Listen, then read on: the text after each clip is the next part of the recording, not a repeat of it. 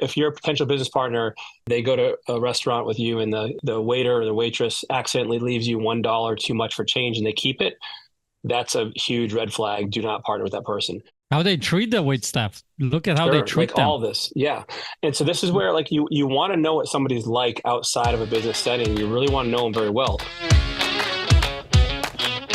Hey, welcome back to another great episode of the Life Inner Show podcast. On the Life Inner Show podcast, we help people work less, make more, and have awesome, amazing lives. I'm joined by Polish Peter, my co-host, and we have an awesome topic today, man.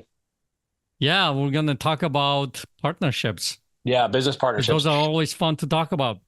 Listen, this is a needed discussion, man. I get more questions on this than just about anything recently here.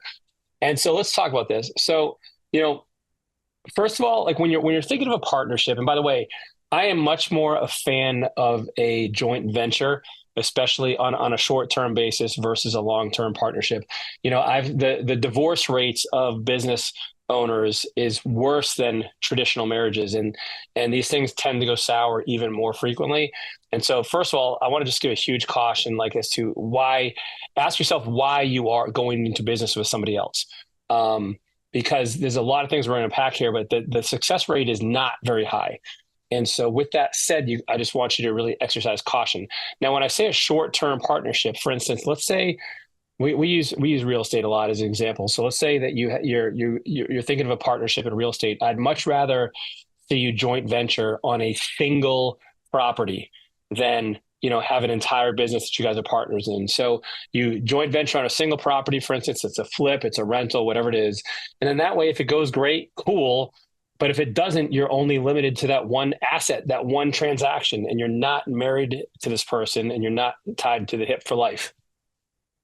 So I think if Wojo, who elegantly alluded to here, is when you're going into a business partnership, it's like a marriage.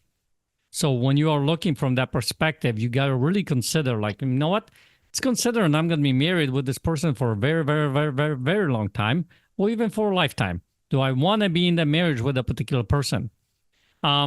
Because I think most people don't look at that at the beginning of those relationships because, everything looks good. Everything looks great. And then things are great. And then we're going to make a crap level of money. Oh, dude, honeymoon phase.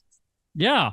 Exactly, yeah. Right? I mean, think about it in the marriages. I mean, honeymoon phase, that husband cannot do anything wrong, even if you wanted to. Once you get out of it, you're like, you know what? You're breathing differently. You're breathing weird. Stop breathing.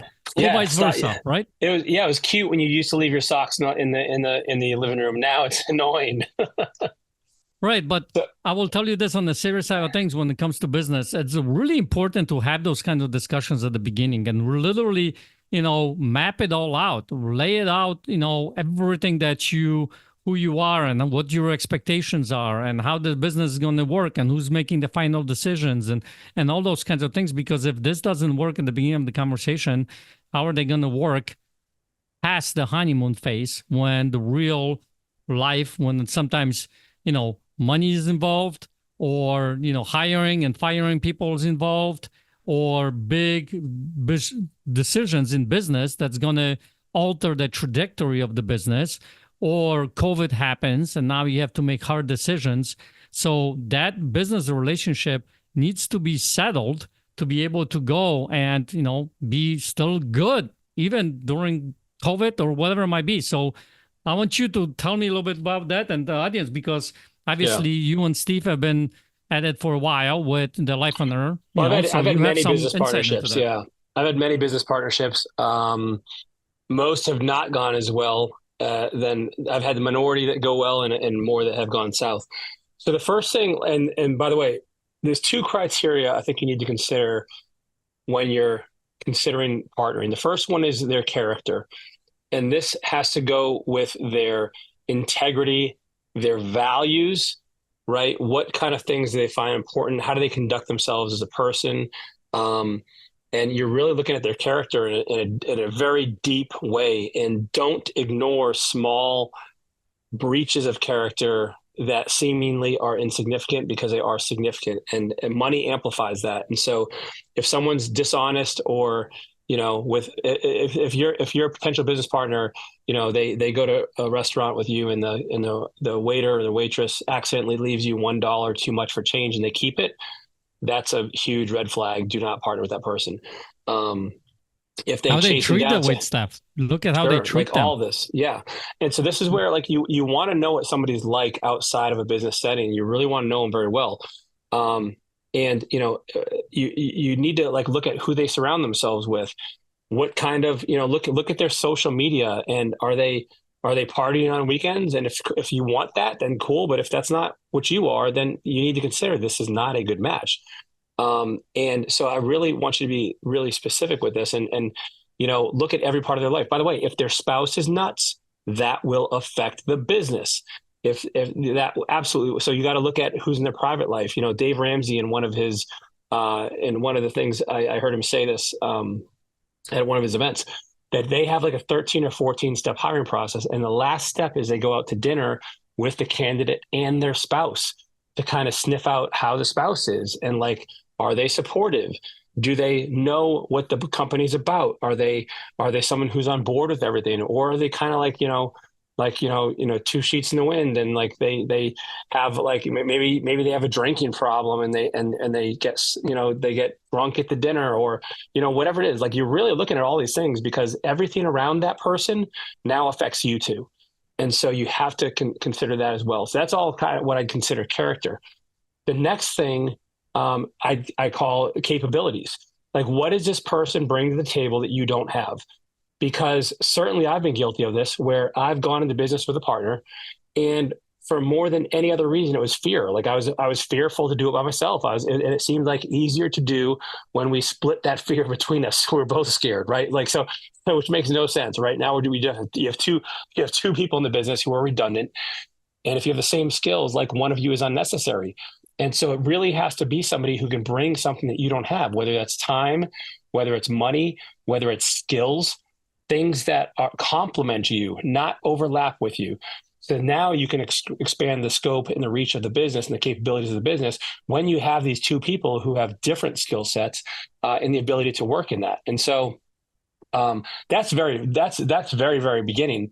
Do you have anything to say to that, Peter? I have some comments on what you said as well, though. Yeah. I mean, to dig a little bit deeper into this, I think what needs to happen is like you start to look at from the perspective how you deal with each other, how you interact with each other, how you deal with problem. There's a problem that's happening that needs to be resolved. How are you two or three resolving that problem? Because like notice what Wojo just said, that complementing my skills, right? So that means that that person might be someone who is really good at my weaknesses, and I'm good at my strengths, or I'm more of a visionary and they're an integrator, right?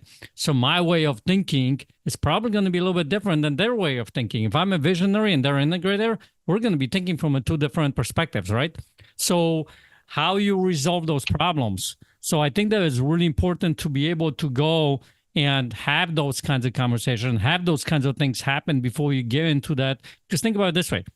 Like, dude, me and you, for instance, we butt heads sometimes, like at the events and things like that when we do the events, because guess what? My way is much better than yours.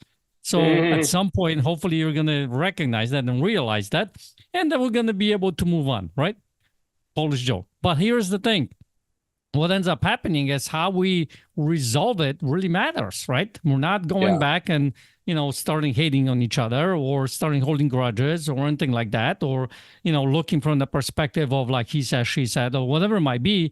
And that actually helps us not only grow as the partnership when we do those events, but also, as friends and things like that. So it's really important to be able to go and recognize how you resolve problems between the partners, right?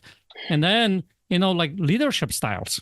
I think that's also an important aspect to when you go into this, because if you have, depending on the partnership, obviously it depends on how the partnership is structured, meaning like, what your role going to be in this business, right? But if you have completely two different partnership styles, there's going to be friction that's going to be created in that, right? So there is a lot of discussion, obviously, that needs to happen, like, your leadership styles, and it has to be what the vision of the company is, right? Because if both of you guys have a completely different way of looking at what the company needs to go, that's going to be problems too. So how you resolve that? So a lot of these discussions, I guess what we're saying here, needs to be had before you sign on the dotted paper to be able to go and say, okay, you know what? This is what we're going to do. And I know, listen, you're not going to be able to foresee everything and resolve everything. But the thing is, when you recognize how you resolve problems, then when those problems do occur later on in a partnership, because guess what? They will, because it's part of growth, part of business, then you'll be able to resolve them in a much more effective way when you do it with the right person. So yeah, so a couple of things you touched on there I want to highlight. So number one is like, and this is what I consider is like, so I have three C's for this. One, so we have character. Number one, we talked about that. We have capabilities. Number two, and then the third one is communication. Like, how do you guys interact? Is it healthy? Is it open? Is it respectful? Is it something that you guys can connect with? Is it something that you have a trusting relationship? And along those lines, you have to set the expectations of each other. You have to set the expectations of how you want the company to run, the vision of for the business. Like all of these have to be aligned. And it's not to say that people don't change, because they do. Visions do change and all these things, but you have to have a process for this. And so with that, and by the way, just side note, I very much discourage anybody from ever being a 50-50 partner. Like it's a recipe for a stalemate, like, because neither of you has really decision-making power. So always try to be majority if you can. And so what you do is you have these conversations early on and you write it all out. And hey, here's what you're going to do. Here's what I'm going to do. Here's what this looks like. And one thing I'd also encourage you to consider is like, that's great. But what happens if the other partner does not fulfill on what they say they're going to do? What are the consequences that you've pre-baked into that agreement so that you don't have to, so you're not stuck like, because, if you have an operating agreement and they don't perform on their side, and now and it's like, hey, you told me you do this and it's in writing here. And they're like, yeah, so, and you have no consequence or no repercussions. Like, you need that. And so whatever that looks like, is it a loss of equity? Is it something else like where, or a buyout option, right? Like what does that look like? And so without covering all of the details of what you want to include in an operating agreement, like these, as much as you can think of in terms of expectations and what ifs, put it in there. Yep. And then one more thing that just popped into my head as you were sharing is, so I do this with my students all the time. Most of the time it's when it comes to personal relationship, but sometimes when they come in and they want to have a partnership, they go into a partnership, I have them do this as well. And that is this. Before you jump into this kind of a relationship or whatever, create the vision of what this partner should be. Like when you're looking for a relationship and you're looking for a wife or a husband, what is your vision for that wife? What is the vision for the husband? Who are they? What's their character? All those, the musts, the shoulds, the coulds, and all that kind of stuff. The cannots, like they cannot be liar or whatever, or cheater or whatever it might be, right? And you literally create that vision for the partner. Do the same for the business partner of that vision of what you envision that person to be before you actually have that conversation with the person. Now, if you already have someone in mind, create that vision, set that person aside for a moment as you're writing that vision for that partner, and then come back and say, does this person that I'm looking to do business with align with that vision? Because when you do that, I think it eliminates a lot of the heartache, a lot of the problems that people later on have to deal with.